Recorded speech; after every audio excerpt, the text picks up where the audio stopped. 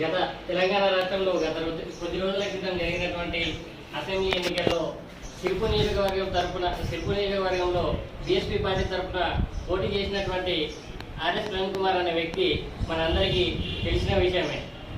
అయితే ప్రస్తుత తెలంగాణ రాష్ట్ర రాజకీయాల్లో ఆర్ఎస్ ప్రవీణ్ కుమార్ గారి వైఖరి చూస్తుంటే, ముఖ్యంగా గత అసెంబ్లీ ఎన్నికల్లో సిర్పూర్ నియోజకవర్గంలో చూస్తే అతను బీజేపీ అభ్యర్థి అయినటువంటి ఎవరైతే లోకల్ సిర్పూర్ బీజేపీ అభ్యర్థి ఉన్నాడో అతనితో చీకటి ఒప్పందాన్ని కుదుర్చుకొని అక్కడ ఉన్నటువంటి బహుజనులు ఎవరైతే ఉన్నారో వాళ్ళ ఓట్లు దండుకోవడానికి రకరకాలుగా వాళ్ళకు అబద్ధ ప్రచారాలు చేసినటువంటి ప్రవీణ్ కుమార్ ఈరోజు ఇదే నాయర్ కర్నూలు ఎంపీ అభ్యర్థిగా పోటీ చేస్తున్న విషయం మనందరికీ తెలుసు.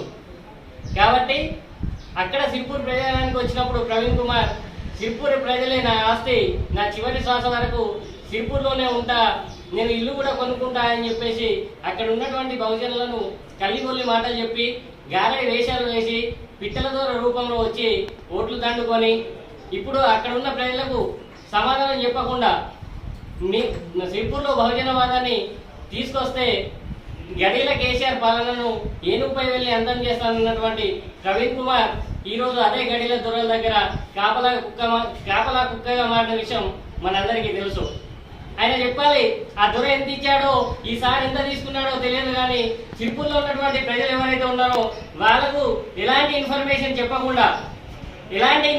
కూడా చెప్పకుండా పోయి దొరల గడిల దగ్గర కాపలా కుక్క మారి ఇప్పుడు నాయర్ కర్నూలులో ఉన్నటువంటి ప్రజలను కూడా సిర్పూర్ ప్రజల్లాగా మోసం చేయడానికి ఆయన రకరకాల ప్రయత్నాలు చేస్తున్నారు మిత్రులారా. కాబట్టి నేను ఈ సందర్భంగా ఒకటే తెలియజేస్తా ఉన్నా, సిర్పూర్లో ఆర్ఎస్ ప్రవీణ్ కుమార్ అనే వ్యక్తి గెలిస్తే అమెరికాకు ఆస్ట్రేలియాకు పంపిస్తానని చెప్పి రకరకాల గల్లిగొల్లి మాటలు చెప్పి యువకులను ఆకర్షింపజేసుకొని ఎన్ఆర్ఐల దగ్గర డబ్బులు వసూలు చేసి అక్కడ ఉన్నటువంటి పేద ప్రజల దగ్గర కూడా చిల్లర పైసలు కూడా జమ చేసుకొని అక్కడ అభ్యర్థిగా నిలబడడం జరిగింది. ఈ సందర్భంగా నాగర్ కర్నూలు ప్రజలకు తెలియజేసేది ఏమిటంటే, ఈ ఆర్ఎస్ ప్రవీణ్ కుమార్ అనే వ్యక్తి ఈయన ప్రజల ప్రవీణ్ కుమార్ కాదు, ఈయన ప్యాకేజ్ ప్రవీణ్ కుమార్ అని చెప్పేసి ఈ సందర్భంగా తెలియజేస్తా ఉన్నా. నాగర్ కర్నూలు ప్రజలారా, బీఆర్ఎస్ కార్యకర్తలారా, మీరందరూ ఇంతకుముందు మంచి పనులు చేసి ఉండొచ్చు, కానీ ఆర్ఎస్ ప్రవీణ్ కుమార్ అనే వ్యక్తి వచ్చింది కాబట్టి మీరు ఆయన అలాంటి మోసగాన్ని నమ్మకండి. దయచేసి ఆర్ఎస్ ప్రవీణ్ కుమార్ ని ఓడగట్టడానికి కంకణబద్దులు కావాలని చెప్పేసి ఈ సందర్భంగా తెలియజేస్తా ఉన్నా. నాయర్ కర్నూలు ప్రజలారా, పార్లమెంటు పరిధిలోని ఓటర్ మహాశయులందరికీ 2 చేతులు జోడించి వేడుకునేది ఏమిటంటే, ప్రవీణ్ కుమార్ అనే వ్యక్తి ఒక దొంగ వ్యక్తి, ఒక మోసపూరిత వ్యక్తి. ఆయన మాటలు నమ్మకండి, ఆయనను ఓడించండి.